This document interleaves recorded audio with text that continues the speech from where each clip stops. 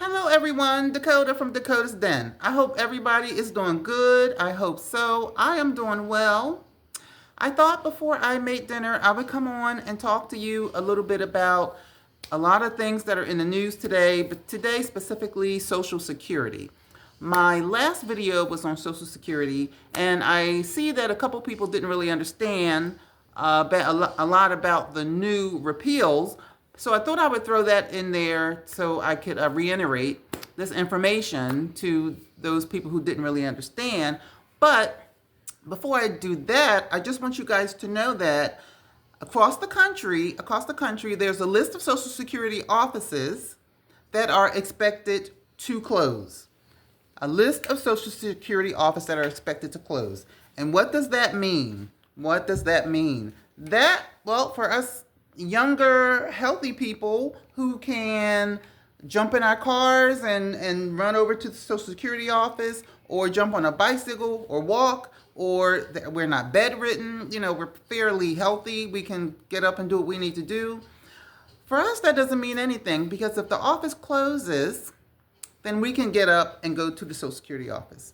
But if you're an elderly person, if you are shut in, if you're a woman who just had a newborn baby, if you can't walk that well, if you don't have anybody to call to give you a ride to the Social Security office, if you don't have a CCT account, the van that takes handicap or elderly people or sick people or whatever, it's $4 a ride. If you don't have access to that, and a lot of people don't use CCT because as people get older, they have bowel issues and, they don't want to stink up the CCT van. It's a thing. It's a thing. When you're older, a bathroom has a whole new meaning.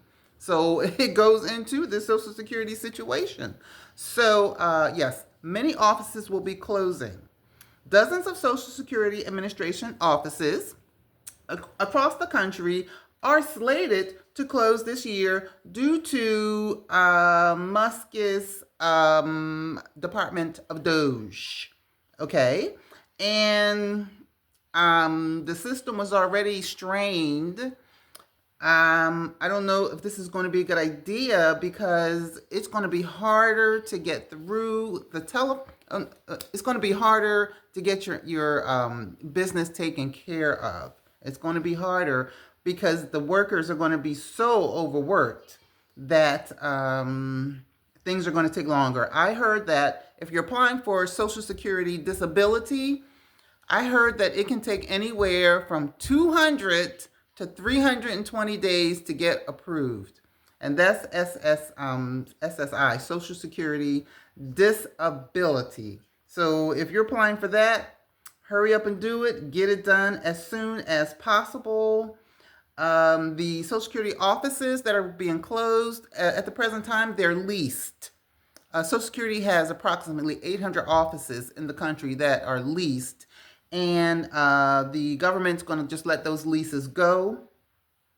No Social Security offices. Now, that's not everywhere. That's not everywhere. There's a list, and each state has many Social Security offices. And if you're in any of these states, before you go to the Social Security office, make sure that it's open. And I'll just run it by real quick. If you're in Alabama, Arkansas, Colorado, Florida, Georgia, Kentucky, Louisiana, Mississippi, Montana, North Carolina, North Dakota, Nevada, New York, Ohio, Oklahoma. I've been to Oklahoma before. I don't like it there. Texas, West Virginia, and Wyoming. Texas has 2 offices that are closing. New York has 2. North Carolina has 4 offices that are closing. So any of those states that I just mentioned to you, I just want to put you on notice, and I want you to be aware that these offices are closing. Just not all of the offices in each state, but it might be one that you just happen to frequent. So I just want you to be aware of that. And and I just want to reiterate from the last video I did. January 2025, the Fairness Act was implemented. And what that means, if you were an American citizen and you worked on a job where you did not put into Social Security, believe it or not, some people don't, and that would be some federal employees, some school teachers, some firefighters, state workers. Some of them do not put into Social Security, especially with the federal workers, the older employees who may have been there 40 years as of today, 40 years. Now, they did not put in Social Security. Okay, so, but you say, well, they were probably married. Yes, if you were married, okay, let me backtrack. There's three people here. There's a single person who was never married, who did not put into Social Security. Okay, there's a single person. There's a person who was married, worked, didn't put in Social Security, but they're married, they have a spouse. And then there's a person who was married, but the spouse passed away. So if you're that single person that was never married, then this doesn't apply to you. It doesn't apply to you because you don't have a spouse, so you can't put in on their benefits. However, if you worked two jobs, if you got those 40 hours, say you worked for the government and you didn't put into Social Security for 20 years, and then you left the government and you went to a job where you did put into Social Security for those last 15 years, then you can put in for benefits, but before they were really going to be reduced. And that's the part that wasn't fair. Why? Why is it going to be reduced? Because I'm a hustle man. So now you will be able to get that Social Security from that job, and it won't be reduced. So that's the first person. The second person is a couple. You got a married person who worked, did not put in. You got a husband. Okay, say the wife worked, didn't put in. You got the husband who worked, and he put in. Now, previously, she couldn't get any Social Security. So that would not be enough money for the household when they both decided to retire. But now what she can do, if they were married more than 10 years, she can put in for benefits under his name. So now they have her pension, plus she's getting benefits on her husband's record, and he's getting his pension, and he's getting benefits from his records. So it's a win-win situation, except for the single person who, if they only had that one career and they never got married, then that's it. And then the last person is if you were married to someone for 9 months and they passed away, 9 months, and they passed at least 9 months, then you can put in for their benefits. So I hope I'm making sense. If I'm not, just leave me comments and I can break it down to you maybe better on paper. But it's just ingrained in my head, so it's making a lot of sense to me. And look out for the older people or the handicapped people or the shut-in people who need to go and put in for their Social Security, because they will not be able to do it on the phone anymore. You will not. You have to go down there yourself. I don't know if you have to go down there because they want you to be able to verify who you are, but no. They want to verify you if you're new, if you're going to be a annuitant. But if you're an old annuitant and you already been getting Social Security, they don't want to verify you. So and it's like, I'm not going to say it's changing day to day, because it's moving day to day, and in my opinion, it's not moving in the right direction. But it's moving, and it's yet to be seen. Politicians have wanted to privatize. They wanted to privatize Social Security for a long time. George Bush tried to do it, remember? But he tried to do it through the front door, through Congress. But Congress said, no, too bad, go sit down.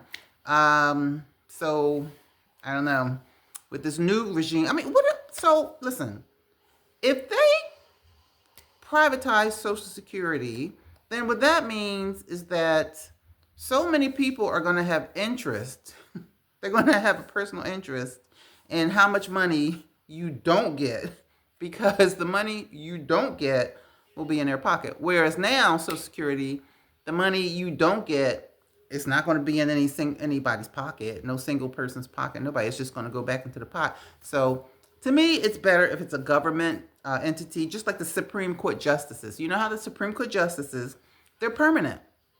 They're permanent. They can't not they cannot be fired. They're in there no matter what they do. It's 8 of them. They're permanent. You know why they're permanent? They're permanent because they can't be bought. They can't be swayed. You know, no one can go to them and say, "I want you to make sure I'm favorable in this case. If you do, I'll give you $10 million. Or if you don't, I'm going to make sure you lose your judgeship." But the Supreme Court justices don't care because you can't get them out. They're permanent. It's a lifetime. And I think that's good. I think that's good because they can't be bought. They can't be bought. They can't be bribed. So, that's what I wanted to bring to you guys about the Social Security situation. Make sure you know your office because some of them are going to be closing down soon. Amongst other things, we'll see what's going to happen with this privatization. I don't think it's a good idea. I really don't. So, okay, I just wanted to bring that to you guys. This is Dakota from Dakota's Den. And please give me a thumbs up and subscribe because there's a lot going on and I find it very interesting and I'm going to bring it all to you so you don't have to do it yourself.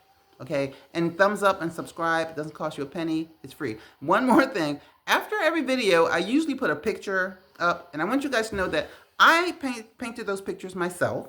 And if anybody's interested in any of the pictures, just hit me up in the messages and we can talk. Okay? So thank you, everybody, and have a great day. Bye.